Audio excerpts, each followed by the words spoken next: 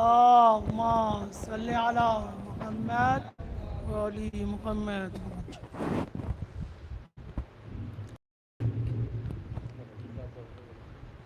جی تو بس اس کو ہاں یہ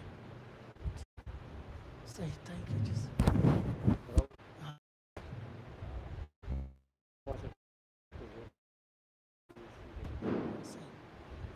السلام علیکم. کیسے ہیں؟ خیریت سے؟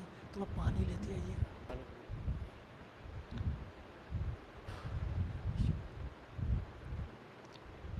رحم اللہ من قرأ الفاتحہ. بسم اللہ الرحمن الرحیم. الحمد للہ رب العالمین الرحمن الرحیم ایاک نعبد و ایاک نستعین اهدنا الصراط المستقیم صراط الذین انعمت علیہم غیر المغضوب علیہم ولا الضالین. اعوذ باللہ من الشیطان الرجیم. بسم اللہ الرحمن الرحیم. الحمد للہ رب العالمین والصلاة والسلام على نبیہ الاکرم سیدنا مولانا بالقاسم محمد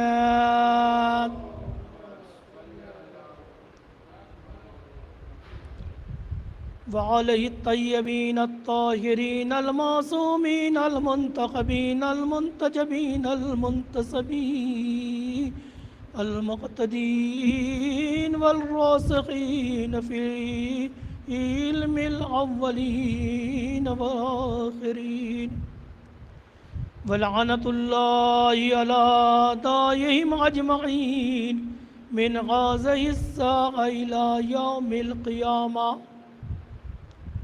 والعاقبة للمتقين. بسم الله الرحمن الرحيم. رب اشرح لي صدري ويسر لي أمري واحلل عقدة من لساني يفقهوا قولي. أما بعد فقد قال الله تعالى في كتابه المجيد. بسم الله الرحمن الرحيم. قال ربك ادعوني استجب لكم ان الذين يستكبرون عن عبادتي سيدخلون جهنم داخرين. صلوات بھیجیں محمد و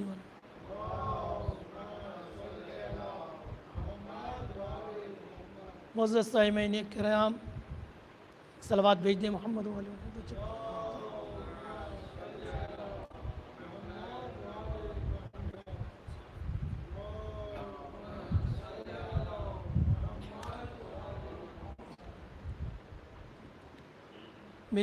میری گفتگو کا عنوان دعا، اہمیت، ضرورت، فائدے، تاثیرات، کن مقام پہ، کس انداز میں، کس نہج، کس طریقے سے دعا کی جائے کہ تاثیر پیدا ہو. موضوع عنوان بہت وسیع ہے. مختصراً آپ کی خدمت میں جیسے کہ کل میں نے عرض کیا تھا، قرآن مجید کی یہ آیت جس کو میں نے سرنامہ کلام قرار دیا ہے، یعنی تمہارے پروردگار کا حکم ہے، ادعونی، مجھے پکارو، حکم دے رہا ہے. ایک حکم ہے. کون حکم دے رہا ہے؟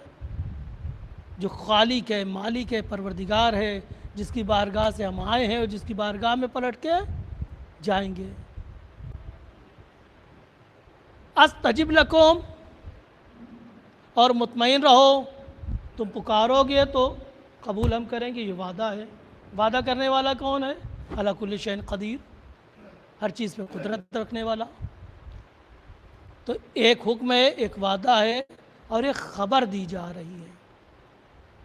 ان الذین یستکبرون عن عبادتی، جو ہماری عبادت کے ذریعے سے، توجہ فرمائیے گا، جو ہماری عبادت کے ذریعے سے تکبر کرتے ہیں، پراؤڈ کرتے ہیں، گھمنڈ کرتے ہیں، استکبار کرتے ہیں،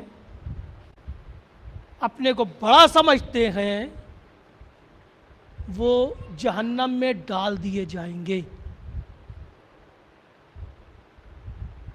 تو اب یہاں پہ اللہ تعالیٰ حکم دے رہا ہے دعا کا، پھر وہ کہہ رہا ہے کہ میں قبول کروں گا، وعدہ کر رہا ہے۔ اس کے بعد یہ بات کیا مناسبت رکھتی ہے، توجہ فرمائیے گا کہ جو میری عبادت کے ذریعے سے تکبر کریں گے، غرور کریں گے، گھمنڈ کریں گے، ہم انہیں کیا ہے، وہ جہنم میں ڈال دیے جائیں گے۔ کس کے ذریعے سے تکبر؟ عبادتی۔ اب یہاں پہ دو مفہوم نکالا جا سکتا ہے، عبادت سے یہاں پہ دو مفہوم ہو سکتا ہے۔ ایک مفہوم یہ کہ لوگ اللہ کی عبادت کرنے کے بعد ہوتا نا احساس برتری آ جاتی ہے، اللہ کی عبادت کرنے کے بعد غرور آ جاتا ہے، نماز پڑھنے کے بعد غرور آ گیا کہ ہم نمازی، وہ غیر نمازی، ہوتا ہے نا۔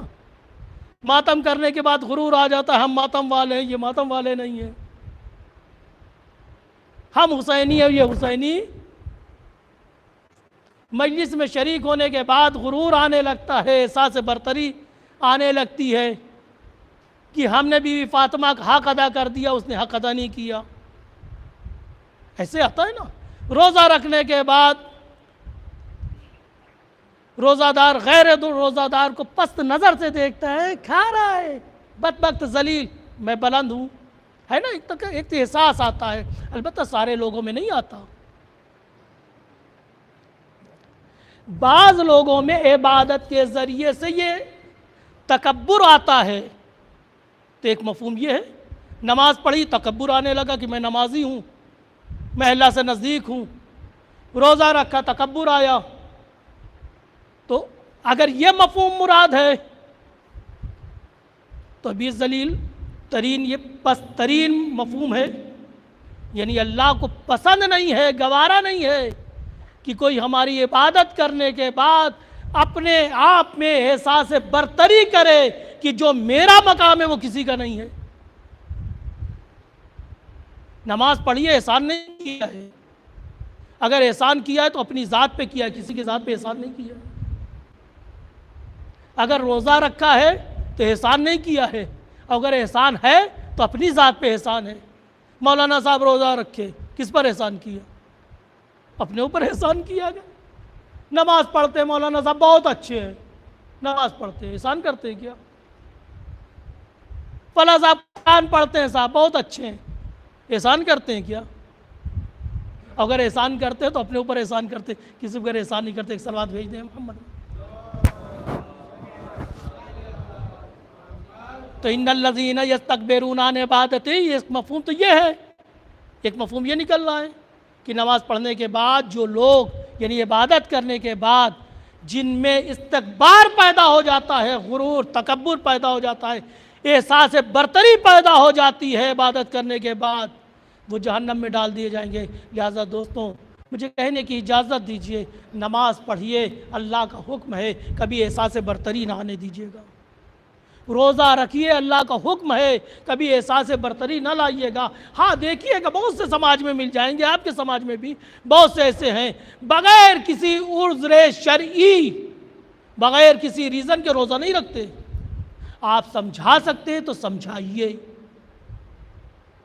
بتلا سکتے ہیں تو سمجھائیے، بتلائیے، پیغام پہنچائیے۔ ہو سکتا ہے آپ کے پہنچانے سے، آپ کے بتلانے سے ایک انسان روزہ دار ہو جائے۔ اور کبھی عبادت کو ذریعے تکبر نہ بنائیے گا۔ پھر مجھے کہنے کی اجازت دیجیے، حکم کیا ہے؟ جو عبادت کے ذریعے تکبر کرے۔ عبادت اچھی چیز ہے نا، عبادت بری چیز تو نہیں ہے نا، اللہ سے جوڑنے والی چیز ہے نا۔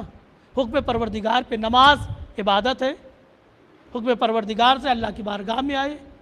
روزہ عبادت ہے، اللہ کے حکم سے رکھا۔ لیکن اگر اس کے باوجود بھی اگر کوئی प्राउड करे, तकब्बुर करे तो अल्लाह कहता है जहन्नम में डाल दिए जाएंगे। तो फिर मुझे कहने की इजाज़त दीजिए, अगर अल्लाह को ये गवारा नहीं है मेरी इबादत के ज़रिए से कोई तकब्बुर करे, तो कोई दुनियादारी में कोई तकब्बुर करे तो उसका कितना पस्त मकाम होगा जहन्नम में। बड़ा घर ले लिया, तकब्बुर जैसा घर हमारा वैसा किसी का नहीं।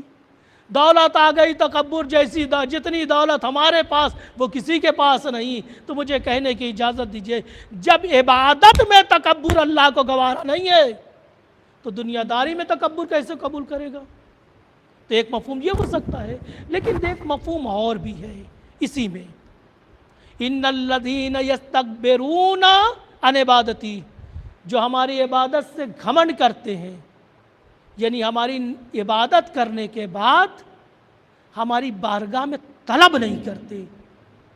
घमंड से मुराद नमाज पढ़ते हैं लेकिन दस्ते दुआ नहीं बुलंद करते,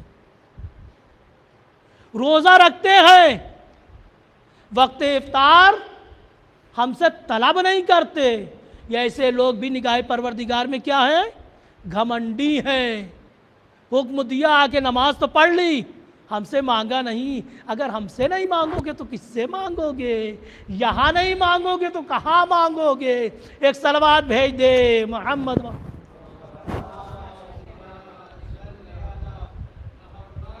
लिहाजा दोस्तों, जब भी इबादत करें, कोई भी इबादत हो, जब भी इबादत करें तो इबादत के फ़ौरन बाद अपने परवरदिगार से तलब दुआ करें।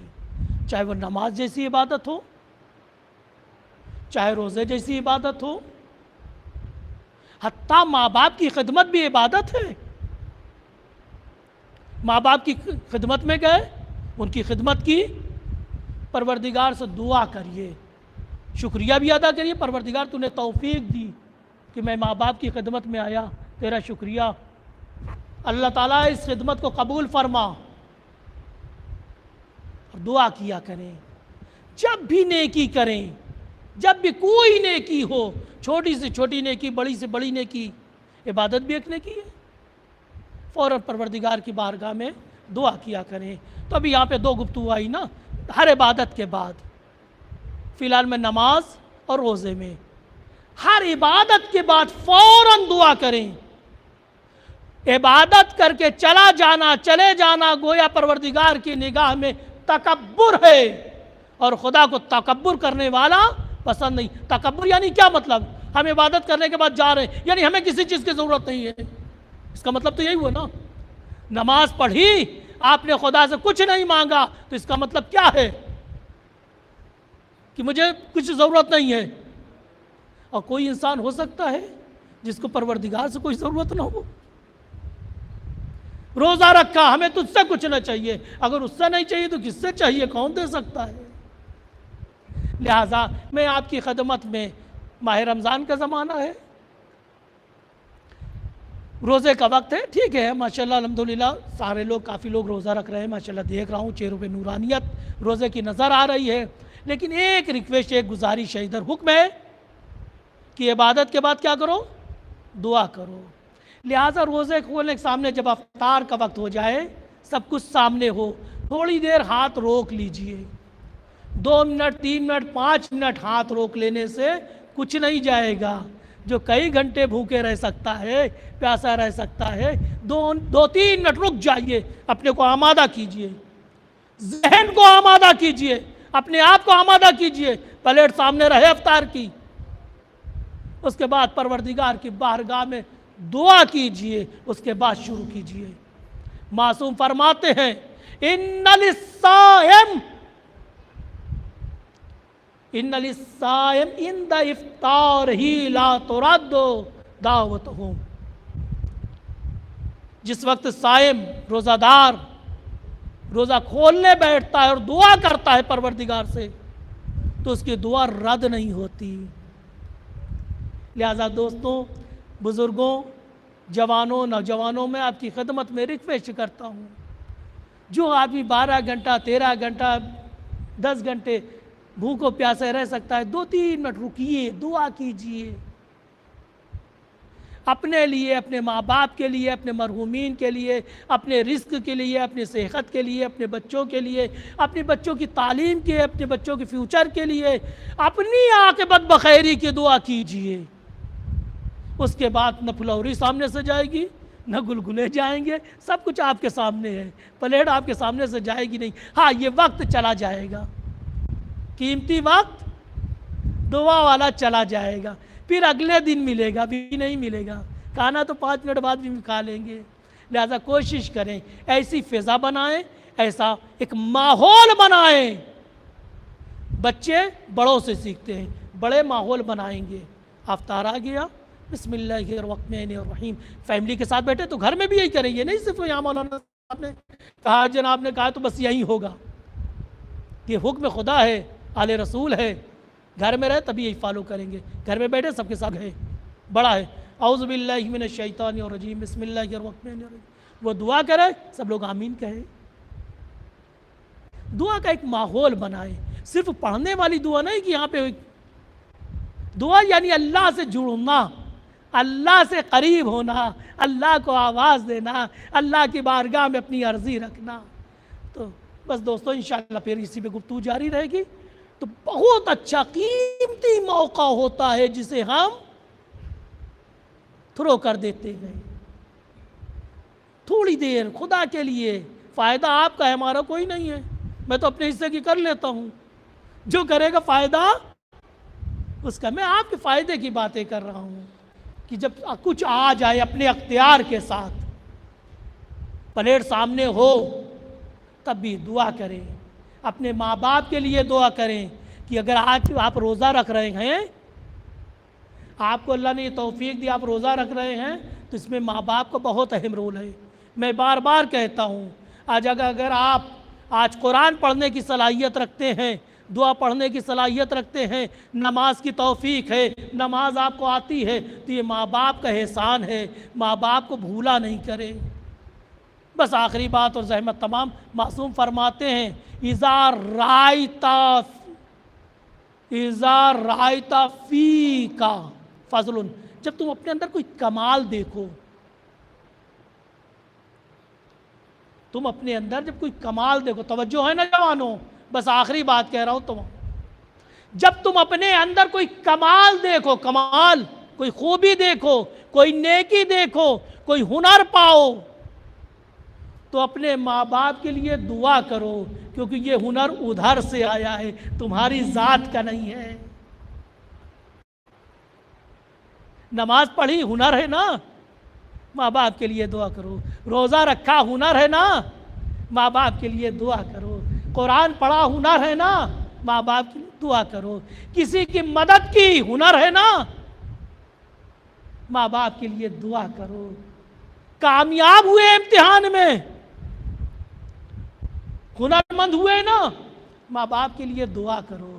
تمہاری کامیابی کے پیچھے نہ جانے کتنی کوششیں ہوتی ہیں والدین کی۔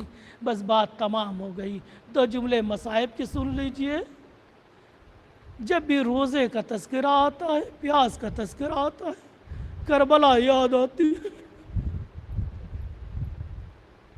خیام حسینی یاد آتا ہے، خیام حسینی میں اطفال حسینی یاد آتے ہیں، چھوٹے چھوٹے بچے یاد آتے ہیں، سوکھے ہوئے کوزے یاد آتے ہیں، ارے پپڑائے ہوئے اونٹ یاد آتے ہیں، ارے صدائے علتش یاد آتی ہے، ارے کوئی بچی اپنے چچا سے کہتی نظر آتی ہے، چچا جان میں پیاسی ہوں۔ چچا کے ہاتھوں میں مرضی امام کی زنجیر ہے، بڑے بے بسی سے بھتیجی کو دیکھتا ہوگا، بیٹا میں کیا کروں، بھیا حسین اجازت۔ انا للہ و انا الیہ راجعون۔ رزن میں قضائیں تسلیما،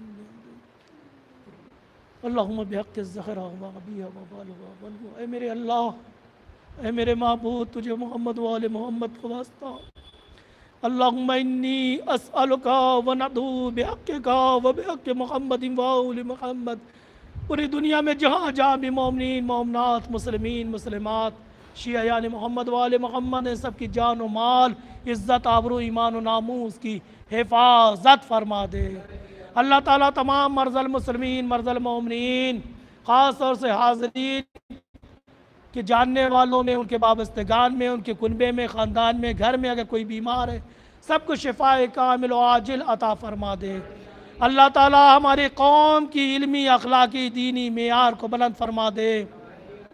خاص طور سے حاضرین کے بچے جو امتحان دے رہے ہیں، اللہ تعالیٰ انہیں اچھے نمبر سے کامیاب فرما، ان کی آگے کی منزل کو ان کے لیے آسان فرما، ان کو عزت و ترقی دے، علم و اخلاق سے آراستہ فرما دے۔ اللہ تعالیٰ ہماری خواتین، خاص طور سے بچیوں کو علم، اخلاق اور دین کے ساتھ ساتھ عفت، حیا اور حجاب کی خاص توفیق دے۔ ہماری بچیاں جہاں بھی رہیں اپنے ماں باپ کے لیے، اپنے دین کے لیے، اپنے اسلام کے لیے، اپنے قوم کے لیے باعث عزت و شرف قرار پائیں۔ اللہ تعالیٰ تمام مرحومین، مرحومات، خاص طور سے حاضرین کے والدین مرحومین کی مغفرت فرما، ان کے تمام گناہان کبیرہ، گناہان صغیرہ کو بخش دے۔ اگر زندہ ہے تو انہیں طول عمر دے، صحت و سلامتی دے۔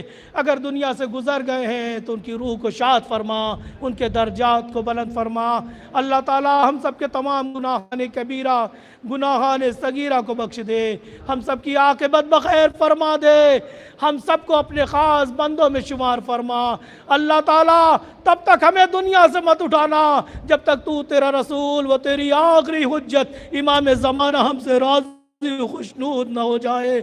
اللہ تعالیٰ اپنی آخری حجت امام زمانہ عجل اللہ تعالیٰ فرج الشریف کا جلد ظہور فرما، ان کی آوان انصار میں ہم سب کو شمار فرما۔